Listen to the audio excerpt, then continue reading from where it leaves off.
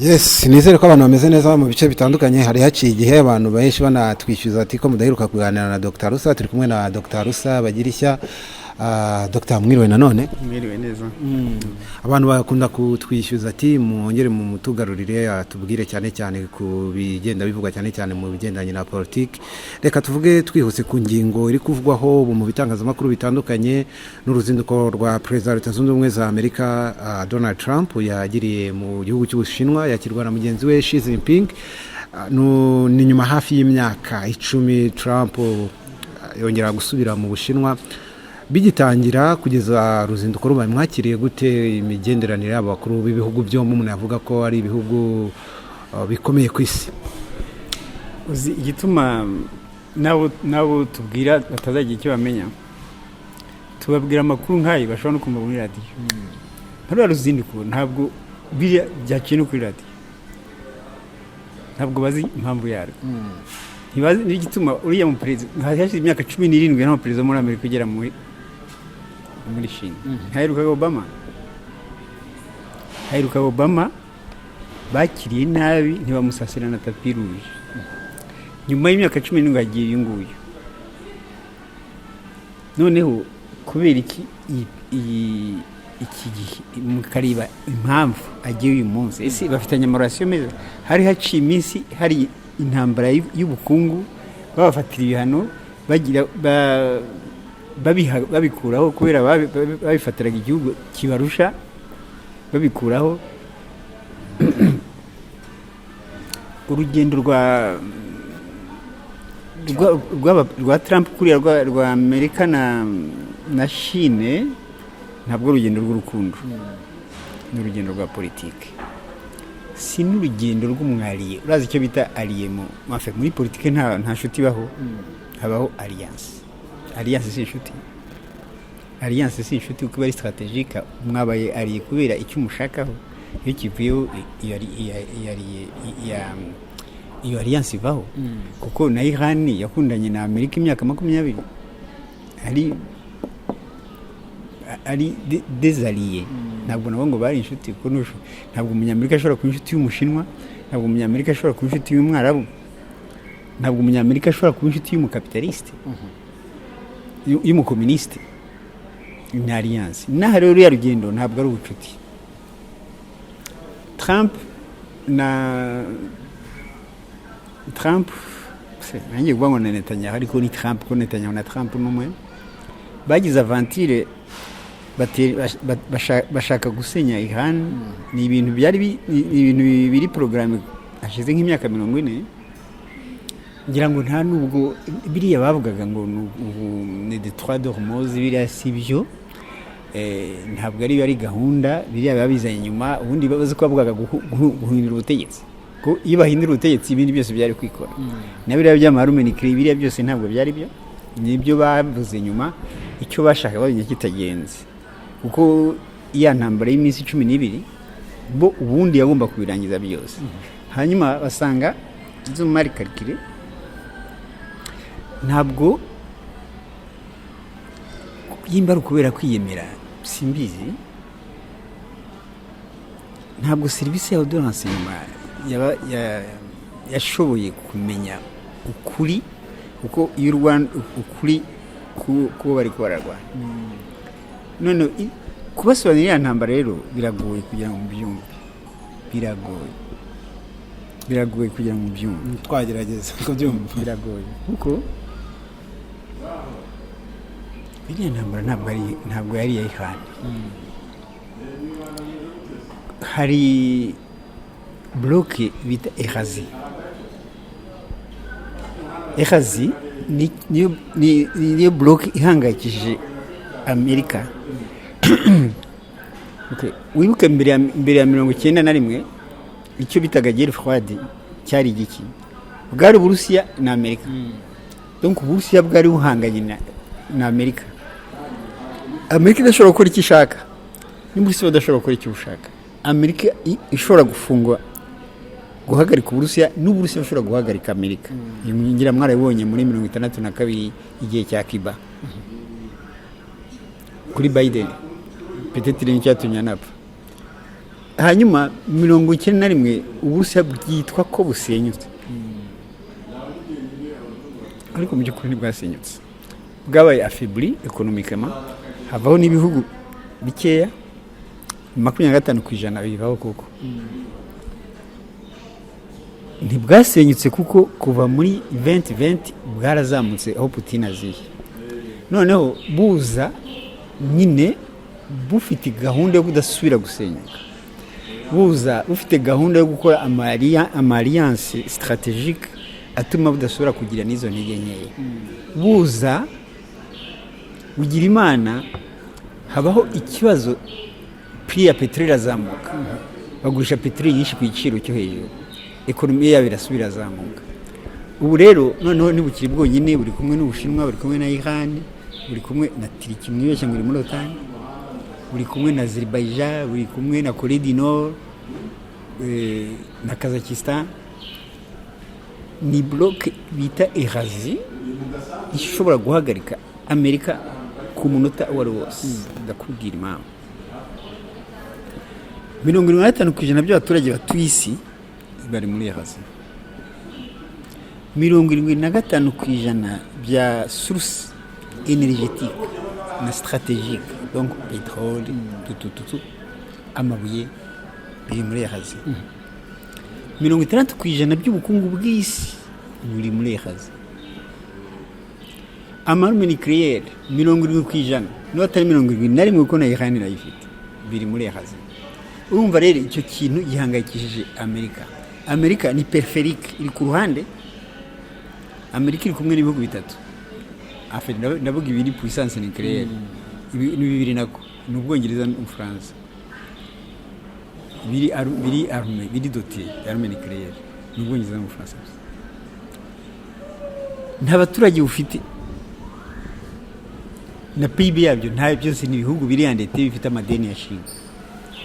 Urumva rero ibyo byose bihangayikisha Amerika. Hanyuma kugira ngo Amerika igume kwisonga bisaba elema enye itagifite, kugira ngo igihugu kibe hegemon, kiba gifite secteur enye atawundi kivugaho: une économie, militaire, technologie na culture. Muri ibyo byose Amerika igisigaranye n'iki? Militaire ntabwo bavuga ngo iri ya mbere, ngira ngo Iran yarayoberetse. Technologie si ya mbere, Chine yarayoberetse. Economie si ya mbere, Chine ni ya mbere. Ikisigaranye ni culture gusa. Kuko mwese mwambaye Nike, mwese mwakoka les prix Nobel, les soi-disant bonnes universités, ariko ntibarusha abandi, nibyo tuvuga. Urumva ni culture gusa isigaranye. Kubera dukolonije nicyo gituma twiyumva Occident, kubera dukolonije gituma twiyumva muri culture yabo. Ubu ntabwo kumva ko wabaho nk'umushinwa, ntabwo warisha uduti, ntiwakwambara ipantaro neza, agomba kwikenyera munsi y'ikibuno, ntiwareka gushyiraho amadrede no gutobora amatwi. Donc ni culture occidentale yaradutwaye, nicyo cyonyine Occident isigaranye, Amerika isigaranye. Ni gute iyobozi? Aha rero kuko ntabwo ampiri ipfa kugenda gutyo, igomba gukora uko ishoboye, irebe ko yasamba yaramba. Nibyirimo rero kugira ngo itinde gato. No kubera iki? Nuko yagira imana ikumvikana n'iyo ngiyo yirusha imbaraga, ikaguma iyiha ibyikeneye. Kubera ubyumve neza muri ekonomi, Occident ekonomi ifite ni ekonomi bita de prédation, nibyikura handi, nibyo yiba handi, sibyo? Uri dako urabyemera? Ntabwo nenda kubihakana.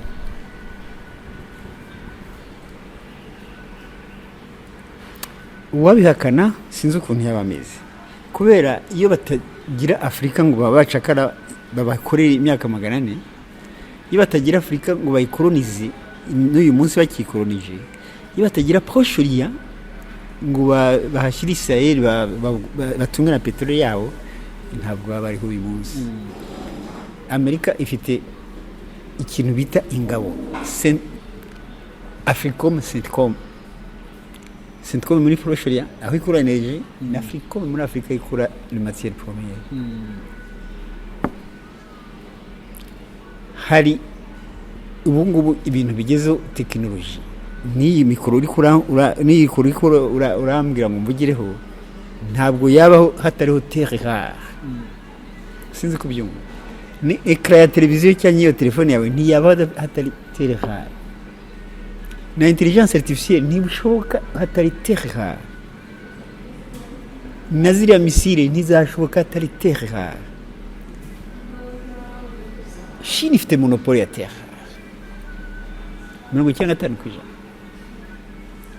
Amerika yiheneye kuri Chine, ibintu bwira byose ntiyasubira kubikora, n'izo misile n'izo ndege zihiga ntiyashobora kubikora, indege z'intambara ntiyasubira kubikora.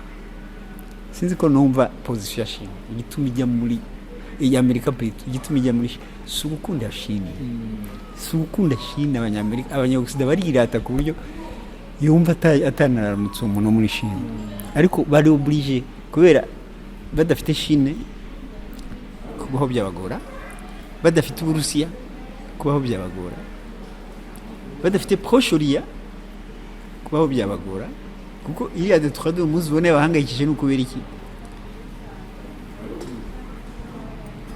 ni ukubera iriya de trois de Hormuz hacamo iriya pétrole 20% ya mondial, hacamo un tiers 33% y'amangre chimique. Ubu ngubu ku buryo abafama bawo abahinzi babo ngubu bashana bahagaze, hanyuma na 15% bya plastique. Urumva batunzwe no hanze, ekonomi ya Amerika iri hanze. Nuko niba uvuga ngo Iran yarasha Amerika yigeze yirasi wabo se, none se ni hari Amerika iba hanze, kurasa Amerika si ngwangu giwabo. No muri 1995 Japan yari mere na Amerika ntabwo yigeze yirasi wabo, uretse Hawaii naho ni muri Oceania. Aha ni ile dukina wani muri Japan, ntabwo yigeze yirasi Amerika kuri territoire ya Amerika. No, Hawaii ni naho Hawaii iri eta iri muri 50 eta za Amerika, ariko ni muri Oceania, ni muri ntabwo ari muri Amerika, ntabwo ari kuri continent ya Amerika, ni muri Oceania. Urumva rero Amerika ni ekonomi, icyo bita ekonomi de prédation, ni ekonomi va hanze. N'Uburayi nuko Uburayi nta source d'énergie nimwe bugira, butunzwe na petroli yo hanze, yo muri Proche-Orient, yo muri Afrika. Niba Ubufaransa bwarishe Gaddafi bagatwara 35% bya petroli brute, 20% ikajya muri Italy. Total kabiriyo ya mbere mu gucuruza petroli ku isi. Ni petroli ya Nigeria, ni petroli ya Libya, ni petroli ya Gabon, ni petroli ya Centrafrique, ni petroli ya Cameroon.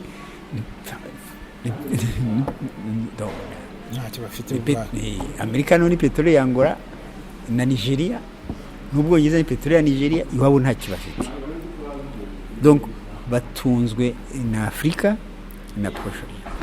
Urabivuga nkaho nkurikije ko umaze kubisobanura nkaho Amerika ariyo ishobora kuba yarasabye Ubushinwa ko bahura, bitewe nuko Amerika ari ikomerewe cyane muri ibi bihe. None sazi ngo ni Jinping bamusabye, iyo ari Jinping musaba ntabwo Amerika bamubwira ngo ndaje, ariko ati ngwino.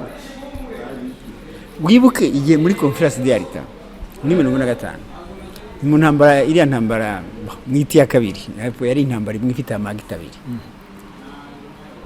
Mu kwa kabiri 17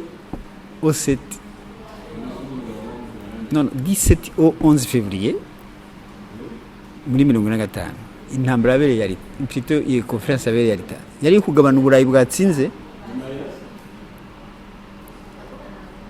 Roosevelt yararwaye agendera mu kagare, ko ari we wagiye muri Crimea, yarita ni Crimea,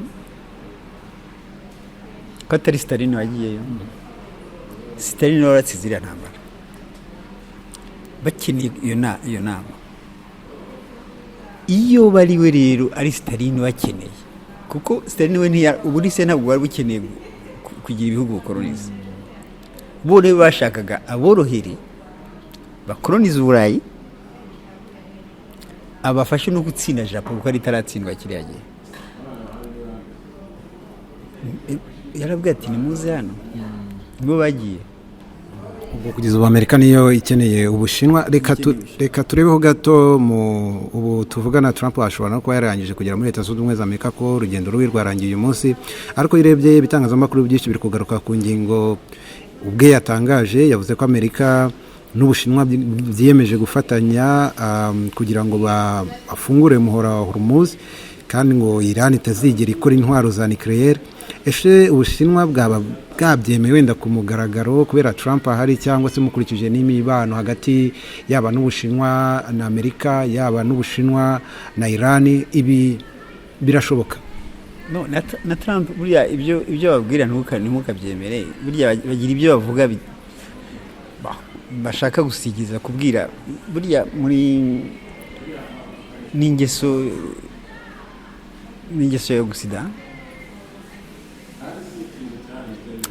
bashaka kubwira publique, cyane cyane Trump avuga ibintu mwigeze mubona, avuga ibintu byo na rimwe tuzi ko yabwiraga buri munsi ati Iran nayirangije, amasite nucléaire yose nayarashe, ati ntibakiri capable yo gukora niyo bombe atomique, ati byose nabira. Siko yavugaga se Iran kwibuza gukora bombe atomique ninde wayibuza?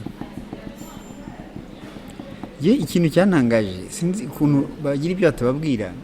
Muzi ko bavuga ngo bafite ibiro 400 na 20 hagati biri ahishi kuri 60%, kugira ngo Korea niyo mu bisaba ko ibarishi kuri 90%. Muri bihumbi 2015 bari bafite 11 toni ziri ahishi kugeza kuri 95%. Igihe cya Obama bazibitsa mu Rusiya. Ubu ngubu kubera iki batazibitse? Ntibabizi se? None ni gute twabimenya ntibabimenya? Babe bateye isoni gusa kumva yuko zihari, ariko badashobora no kuzigeraho, bakanga kubivuga. Ariko sinavuga ko batabizi, kuko hari amasezerano bari baragiranye, hanyuma bashaka kwereka Obama ko basinye babyemeye, bazitwara mu Rusiya izo uranium 11 toni. Izo rero iyo ziri arishe gukora bombe atomique ni 30 minutes. Simbona n'uyu munsi igituma batemera ko deja Iran ifite bombe atomique. Bo ntibabyemera ndetse bayibuza kuzayikora. Baribeshya cyane. Irayifite. Uvuga kubera iki itabivuga, itayese. Igituma Iran ifite bombe atomique ariko mu makondisiyo nka Corée du Nord. Nukuvuga iki? Pakistan ifite bombe atomique, ntibihisha. Ifite bombe atomique, nayo ntibihisha. Na Israel ifite bombe atomique, ntibihisha. Kubera iki? Ntabwo bigeze bisinya kuri TNP, kuri traité de non proliferation. Ariko Iran yasinye. Mubyumva na Corée du Nord yasinye. Nubwo ko Iran bideclaye bayifatira ibintu nk'ibya Corée du Nord. Peut-être binarenze. Rero naho yagira bombe atomique ntabyo yavuga, ariko irayifite. Barabizi kuko ngo CIA ishobora gukora ibonye, bakavuga ngo ifite amajive ngo 5, ojive 5, ibyo nta nibyo bamenya, ariko ubundi irayifite. Ariko igitara bideclare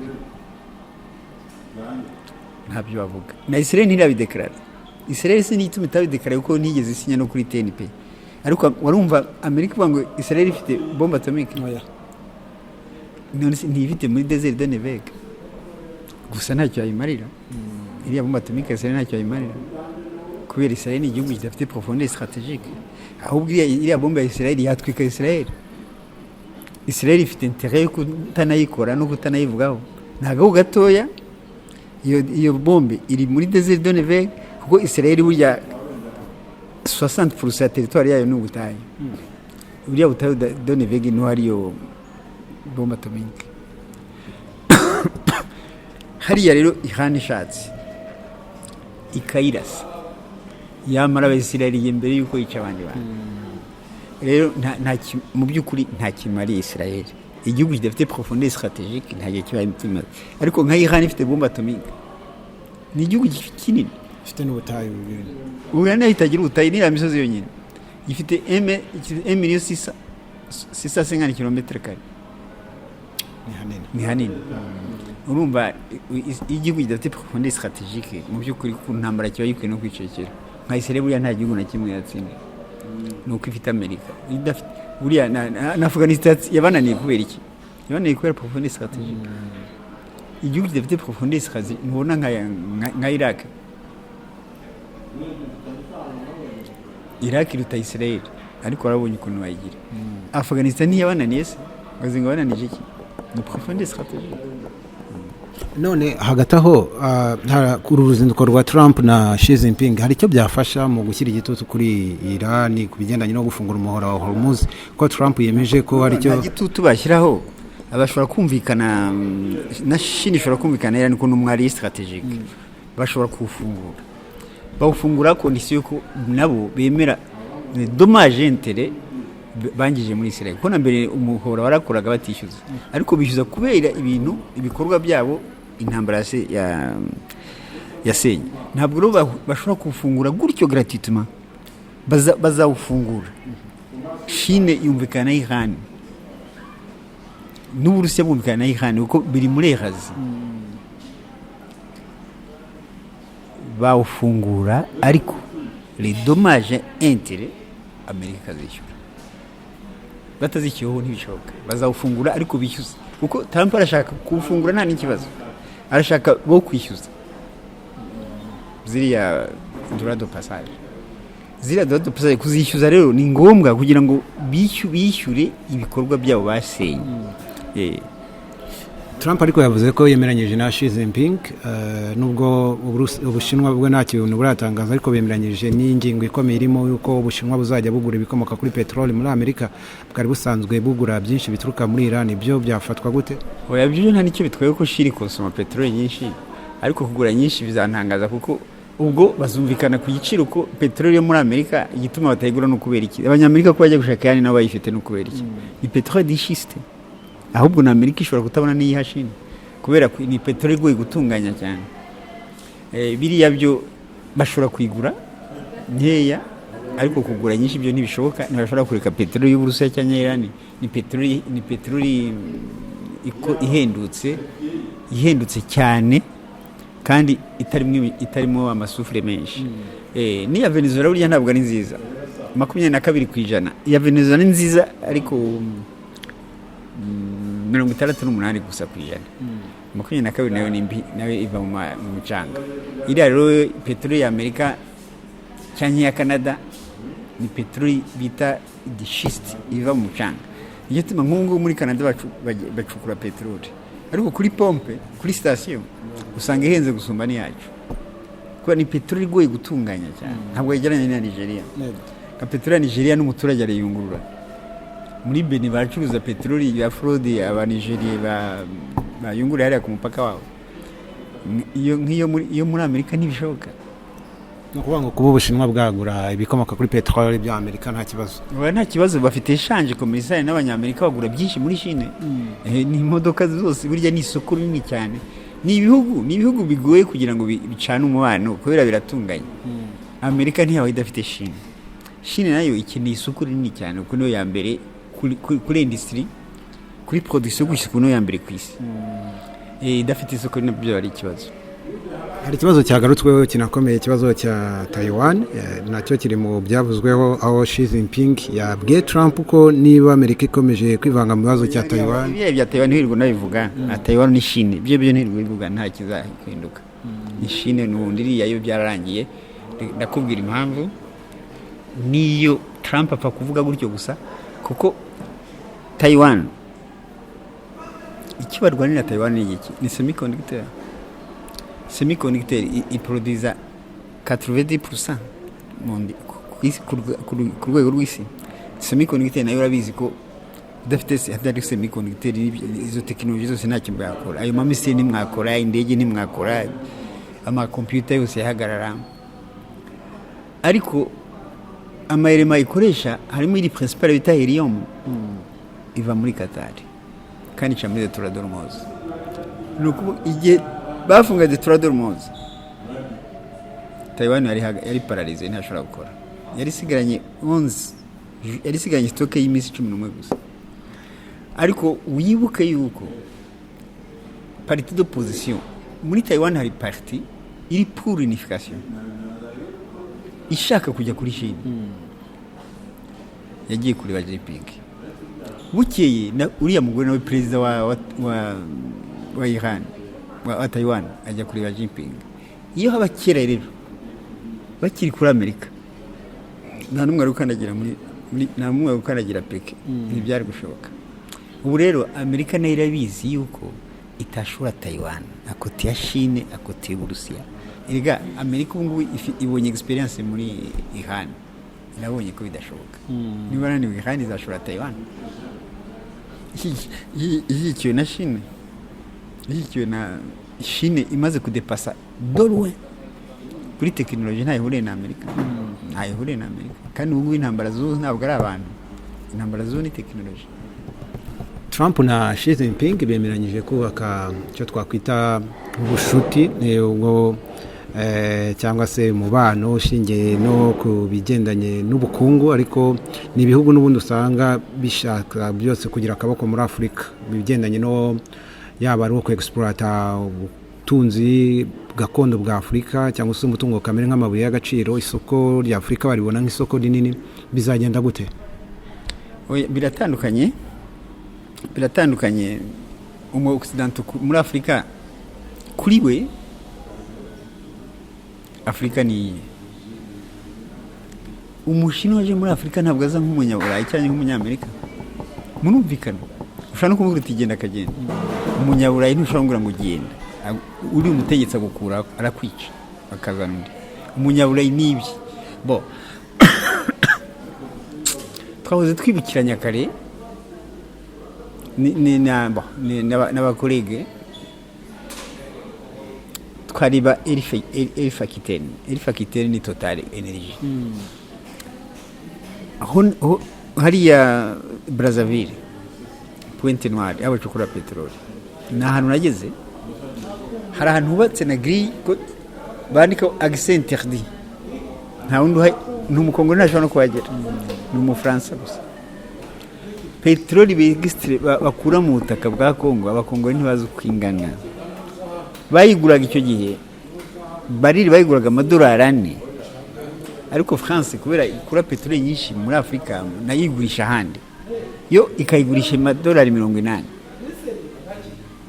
bayiguze kuri hane yego apana kuyigura yose ntabwo bazi uriya Pascal bamukuye kubera iki yarabidika ati ntabwo tuzi peteroli duproduisa ntitwemereye kugeraho isohokera hari amabato atwara peteroli azwi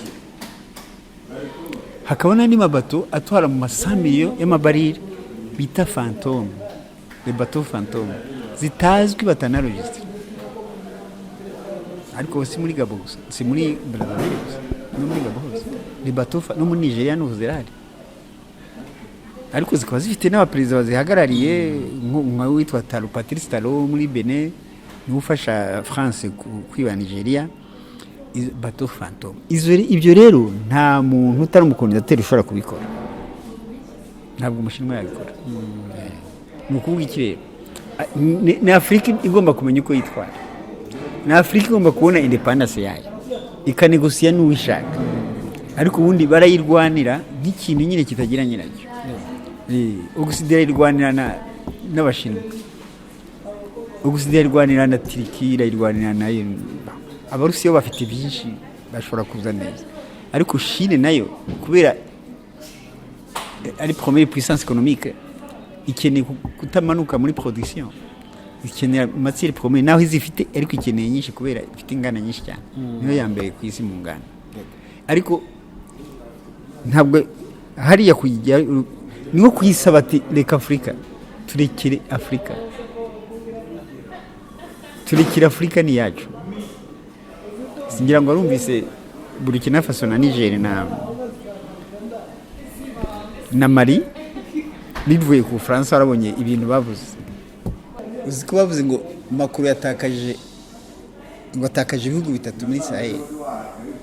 Kuvuga ngo Macron atakaje ibihugu bitatu nuko byari ibye arabitakaje, ntabwo byari iby'abanyafurika. Ibyo rero nibyo abanyafurika bakwiye kumenya. hanyuma tugana ku musozo w'iyi ngingo ya Amerika, perezida wa leta zunze ubumwe za Amerika Donald Trump akiva guhura na Xi Jinping yabwiye Iran ko kwihangana cyangwa kwihanganira bimurambiye, Iran ikwiriye kuva ku izima igafungura umuhora wa Hormuz ndetse ikemera n'amasezerano wa Amerika yipropoza. Yari yawe ntashobora kuyemera ko yayemera kubera iki? Ko Amerika itayisha imbaraga. Ahubwo Amerika nice bugufi, niyo ikwiye guca bugufi. Yanaciye bugufi buriya yagiye kuvuga. Biriya nibyo yapfuye kuvuga, nibyo ni muri politike. Ni amagambo, iriya ni amagambo, ni disikuru politike. Ubundi icyamujyanye muri Chine ni biriya nyine. Iyo ba abishobora ntihari kwirirwa ajya muri Chine. Aba yarabirangije. Ariko Amerika irariska kuva muri proche ya yose. Na Israel irariska guca bugufi na Palestine muri independence. Kuko Israel ni igihugu kiri fragile no kuvaho cyava kunduru. Naho Iran itavuga ikicekera. Hezbollah n'abahuti bayikora Israel. Twavuga ko page nshya wenda mu gihe cyari gishize cyo guhangana hagati y'Ubushinwa na Amerika, yaba mu by'ubukungu no kutabona ibintu bimwe ku ntambara zimwe na zimwe ziri ku isi, Donald Trump hari icyo ashobora guhindura bikajya mu murongo. Hindura l'obligé niko empire senyuka, ni kuri empire zisenyuka. Amerika iyi ni stade ya nyuma.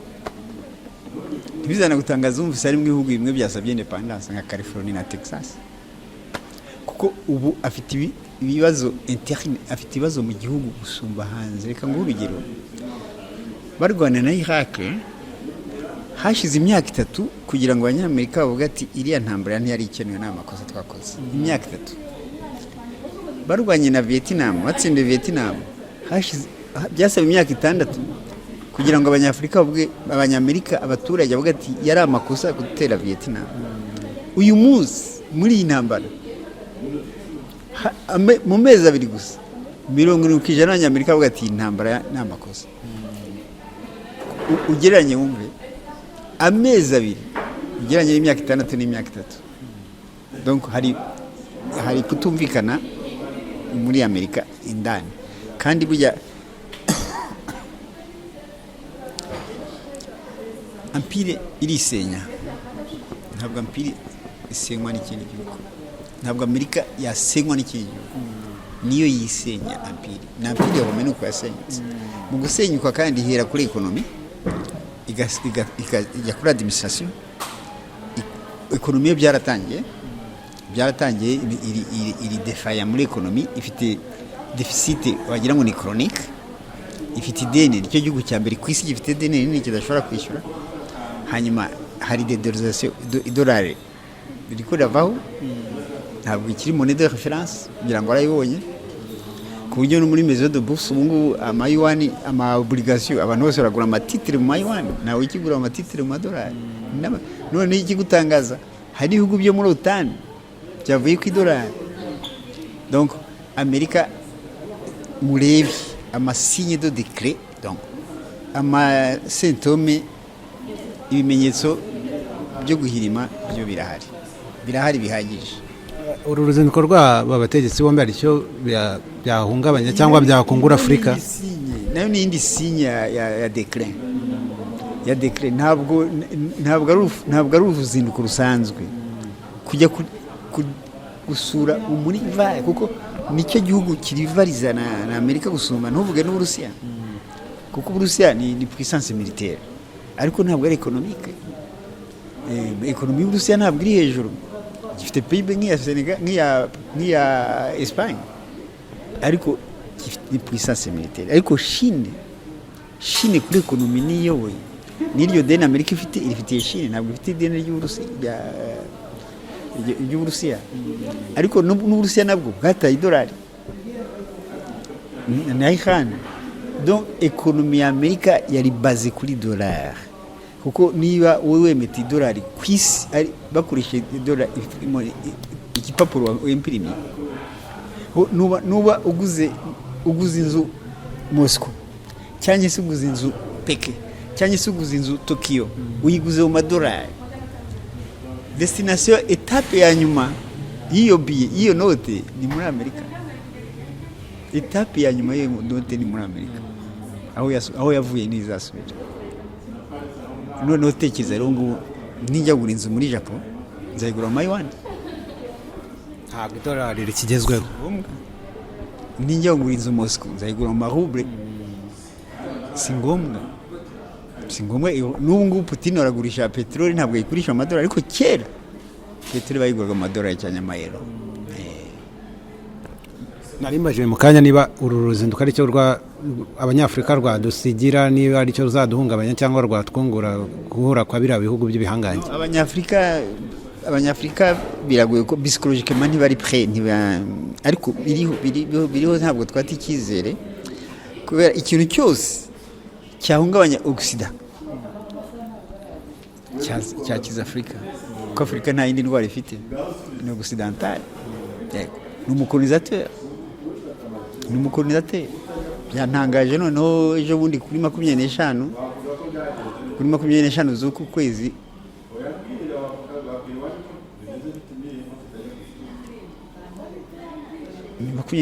gushize barukonesheje muri Amerika, batoye resolution yo ONU yarukonesheje ko ubucakara ari crime contre l'humanité. Ariko icyo ntaramenya bitaniye nibyo muri 2001 ya conference de Durban nayo, ariko naho hari habaye iyo conference bararukonesa ko ari crime contre l'humanité, ariko icyo gihe Ubufaransa bwonyine nubwo babirukonesheje. Uyu munsi ibihugu 123 byarabirukonesheje, 52 birifata, 3 biranga biti no. Amerika, Israel na Argentine biranga. Numva rero bene ibyo bihugu byakijwe natwe, byakijwe na Afurika, byakijwe na esclavagisme n'ubucakara no kudukoloniza. Ikintu cyabihungabanya yaba ari ku neza yacu. Nk'ubu rero tugize imana gusidikagwa, Afurika niho yabaho, kuko Afurika ntabwo ari y'Abanyafurika. Afurika si y'Abanyafurika. Ibihugu turimo n'itsi byacu ni by'abakolonisateur. Dr. Sareka tubashimiye cyane, murakoze. Merci à vous.